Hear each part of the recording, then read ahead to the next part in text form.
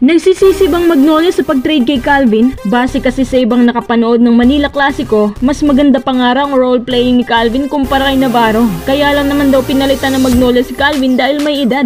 Habang si Navarro naman, sabi niya matapos matalo sa Ginebra, hindi raw niya pinipressure ang kanyang sarili sa bawat laban. Bakit naman daw niya kailangang i-pressure ang kanyang sarili? Dapat enjoy lang daw sa game at tutulong kung may maitutulong. Depende daw kung paano siya gagamitin ni Coach Chito.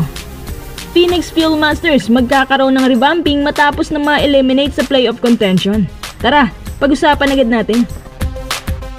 Sa naganap na Manila Clasico, unang quarter pa lang di kita ng laban. As usual, mga kilalang players ng Mags ang umaambag, gaya ng mga 4-pointer ni Poli, mga dribble drive ni Lucero, mga patid ni Jerome Lastimosa sa assist, pati na rin yung jumpers ni Peter Alfaro. Di kitan lang ang labanan at walang napag-iiwanan hanggang sa pinasok na si Navarro sa ikalawang quarter. At nakuha nga niya dito ang kanyang first basket.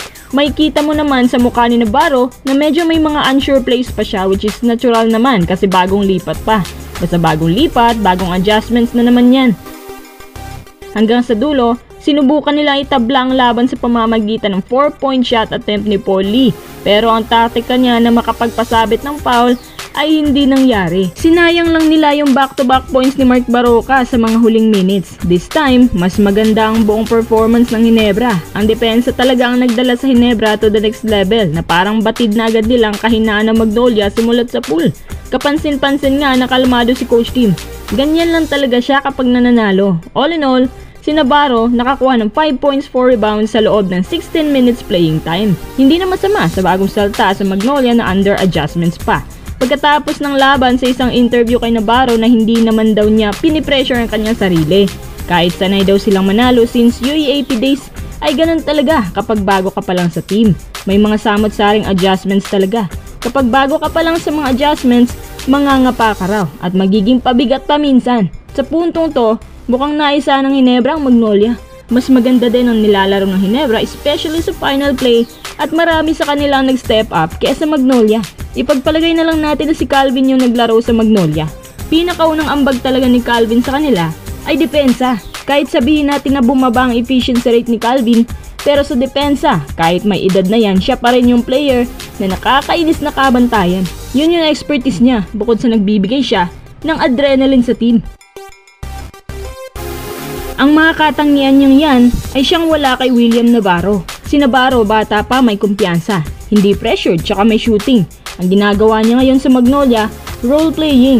Kung hindi para sa kanyang play, yun lang din ang susundin. Kung kailan titira, ititira. Higit sa lahat, walang defense mode si Navarro. Pure shooter lang siya. Tungkol naman sa performance niya, syempre debut game pa naman. Hindi natin alam, baka sa mga susunod na games, dun pa niya makukuha ang kanyang rhythm.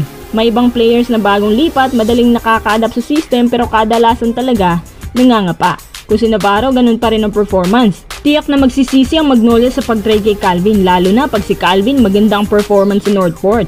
Pero kung magiging maayos ang ipapakita ni Navarro sa mga susunod na games, pwede na itong pagtiyagaan hanggang sa ma-maximize ang potential niya dito sa Magnolia. Phoenix Fieldmasters magkakaroon ng revamping sa core pagkatapos nilang ma-eliminate sa contention. Maraming problema raw kasi ang nakita nila na dapat ayusin. Sa ngayon, hindi pa ako sigurado kung pati si coach ng Phoenix ay papalitan. Pero may mga players daw posibleng i-trade. Kung di ako nagkakamali, si Ken Taffin maapektuhan daw dito. Pero ito ay plano pa lang naman at pwede pang magbago. Ayon din sa spin na gagawin daw nila ang lahat para mahawakan itong mga dominant players nila gaya ni Tyler Teo, Jason Perkins, at Richie Rivero. Kesyo, mukhang kulang sa shooters ang Phoenix. Kailangan din nila ng isa pang legit big man. Ngayon na na-eliminate sila, sisimulan na raw nila ang revamping bago sumapit ang next conference. Sino-sino kaya ang pwedeng kunin at palitan ng Fieldmasters? Dapat na ba nilang palitan yung kanilang coach?